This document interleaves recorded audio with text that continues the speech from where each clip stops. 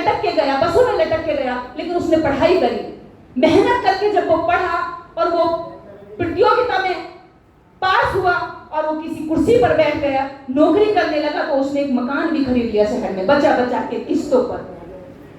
उसने उस टूटी झोंपड़ी का भी स्वरूप बदल के शहर में मकान बना लिया। उसने अपनी फटी चप्पल छोड़ करके अच्छा सूट बूट सब कुछ पहन लिया। जिस थाली में सूखा खाना था और उस थाली में कई तरह के व्यंजन भी आ गए, लेकिन वो जाति से लड़ाई नहीं लड़ पाया।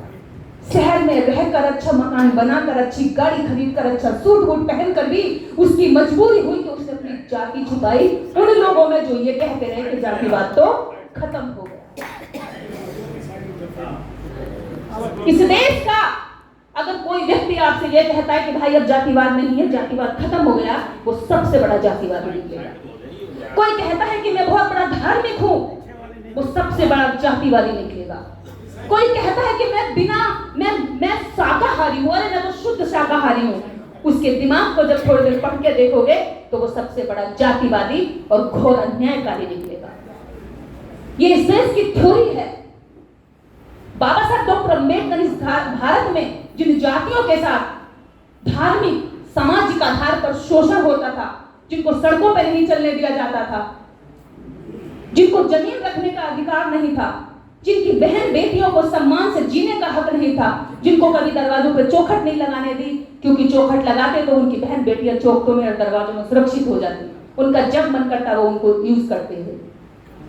ऐसे लोग जिनको कभी सीधी रीढ़ की हड्डी करके चलने का अधिकार नहीं था, बाबा साहब डॉक्टर अम्बेडकर ने ऐसे सभी दलित कुचले लोगों को लिस्ट किया और इनकी सूची बना करके पेश कर दिया कि ये वो लोग हैं जिनको रेस में शामिल करने के लिए कुछ विशेष अधिकार दिए जाए, इनका प्रतिनिधित्व दिया जाए, इनको इनका हक दिया जाए जो हजारों वर्षों से नहीं मिला था, वो हक इनको अब संविधान आने के बाद दिया जाए।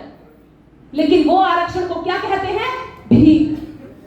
तो आप उनको इंटरप्रेट करिए कि ये भीख नहीं है, ये वो हक है जो तुमने हजारों वर्षों तक सताया था, वो हजारों वर्षों तक जब तक हमें नहीं मिलेगा तब तक ये खत्म नहीं हो सकता। आप जातिवाद की घृणा खत्म करिए, अपने आप ही कुछ चीजें खत्म होने लगेंगी। हम जातिवाद के शोषण करता नहीं है, हम शोषण के सहन करता है। हमने तो झेला है, हम कैसे किसी को सता सकते हैं? हाथरस के अंदर एक बाबा जो लाखों लोगों को बुलाता है और सैकड़ों लोगों का हत्यारा, फिर भी उसका नाम भोला है, फिर भी भोला है, फिर भी भोला है। हमने आज तक किसी की हत्या नहीं, फिर भी हम उनके सामने पिशाचिनी हैं, मुझे चंडाली कहते हैं, सुपर्णखा कहते हैं, और भी कई नाम मेरे रखे हुए हैं।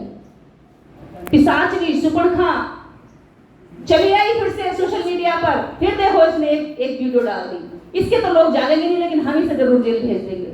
अभी 2 दिन से मेरे खिलाफ ट्रेंड चल रहा है, अगर लोग ट्विटर चला रहे हो तो आप देखेंगे कि ट्विटर पर निर्देश सिंह अरेस्ट का एक ट्रेंड चल रहा है। जो आवाज खोलेगा, जो इनके खिलाफ बोलेगा और जो इनके पागलपन में शामिल नहीं होगा वो मारा जाएगा।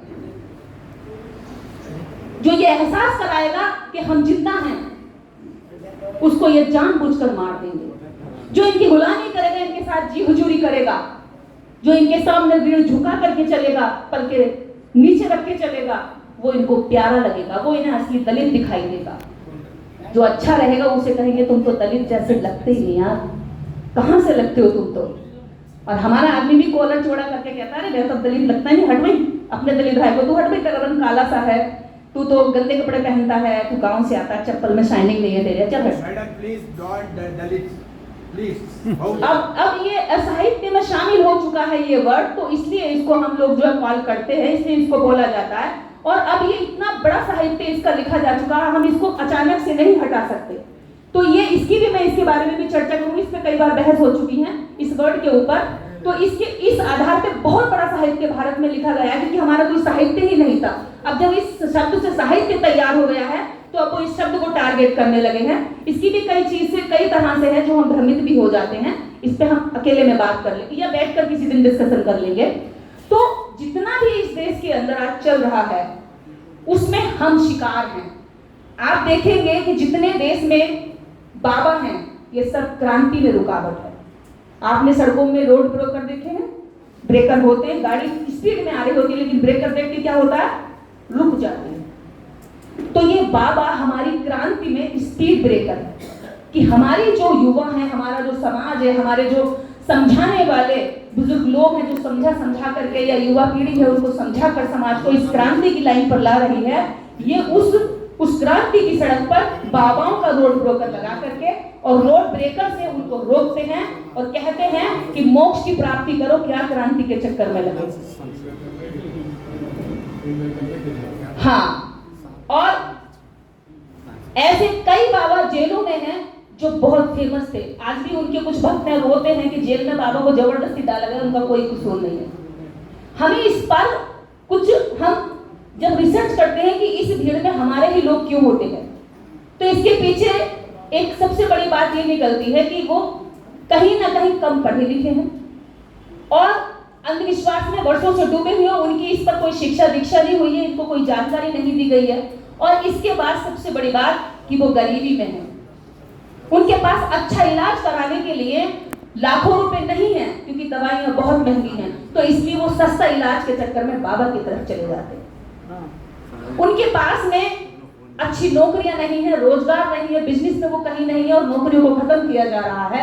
तो इसलिए वो ये सोचते हैं कि जो गरीबी है, जो बेबसी है, जो हमारी दुश्वारियां हैं, ये बाबा के आशीर्वाद देने से खत्म हो जाएगी। इसलिए वो बाबा की शरण में चले जाते हैं। विशेषकर मैं आप लोगों को कह दूंगा, पुरुष वर्ग ज्यादा बैठा है संख्या में, तो हमारे समाज की महिलाएं क्यों जाती हैं? इसके पीछे एक कारण और है, कहीं ना कहीं हम महिलाओं को घर में अटेंशन नहीं देते और वो उस अटेंशन को ढूंढते ढूंढते बाबा की शरण में चली जाती है या हमारे किसी भी विरोधी की शरण में बैठ जाती है। छोटी छोटी बातों पर हम उन्हें कई बार बहुत ज्यादा इरिटेट कर देते हैं या बहुत ज्यादा रोक टोक कर देते हैं, तो उनको क्या लगता है कि मेरी कोई घर में नहीं सुनता, मेरा इस घर में कोई नहीं है अपना, मेरी कोई वैल्यू नहीं है। वो किसी और के पास जाकर के वैल्यू ढूंढने लगती है और इसी के सहारे दूसरे लोग उनका गलत इस्तेमाल कर लेते हैं। आप देखेंगे बाबाओं के यहाँ हजारों की तादाद में रेप होते हैं। ये मत सोचना कि एक दो हुआ है जो जेलों में गए हैं, हजारों की तादाद में। और महिलाएं खुशी के साथ में उसको रेप नहीं समझती हैं, भगवान की सेवा समझती है। इस देश में आज भी 4.5 लाख देवदासियां हैं मंदिरों में और वो भगवान की सेवा के लिए है। कभी वो ब्लेम नहीं करती, कभी क्लेम वो फाइल नहीं करती, कहीं वो कोर्ट नहीं जाती। क्यों? क्योंकि उन्हें लगता है कि हम भगवान की सेवा कर रहे हैं। भगवान के नाम पर मिस कैथरीन मियो मदर इंडिया अपनी बुक में लिखती हैं, 1927 में भारत के अंदर बैन कर दी गई थी वो किताब। उसमें लिखती है कि भारत के अंदर 8 वर्ष की बच्ची के साथ देवदासी के नाम पर मंदिर में दे दिया जाता है और 80 वर्ष का बस जो बुजुर्ग पुजारी है 8 साल 6 साल की बच्ची के साथ जब सहवास करता है, जबरन करता है, तो बच्ची की जो जांघों की हड्डियां हैं वो टूट जाती है, वो फैल जाती है। और जब डॉक्टर के पास वो जाती है तो डॉक्टर ने ये रिपोर्ट्स ब्रिटिश गवर्नमेंट को दी कि इस बीमारी की जो महिलाएं हैं, लड़कियां हैं, इस भारत में बहुत अधिक संख्या में पाई जा रही है, जिसको देखकर हमारा मतलब कि हम ये इलाज भी नहीं कर पाते और हम पर इसका कोई इलाज भी नहीं है, इस कदर बीमारियां हैं। तो आप सोचिए कि कहां है वो भगवान जब लाखों बच्चों के साथ ये होता है। मैं ये नहीं कहती कि मैं किसी की दुश्मन हूं या कोई मेरा दुश्मन है, मैं उस विचार की दुश्मन हूं जो लोगों के सोचने समझने की शक्ति को छीन रहा है, जो लोगों को अच्छा इंसान बनने से रोक रहा है। तुम ही हो माता, तुम ही पिता, तुम ही हो बंधु, शाखा तुम ही। एक पत्थर को हम ये कह रहे हैं लेकिन हमारा भाई पीछे पड़ा हुआ वो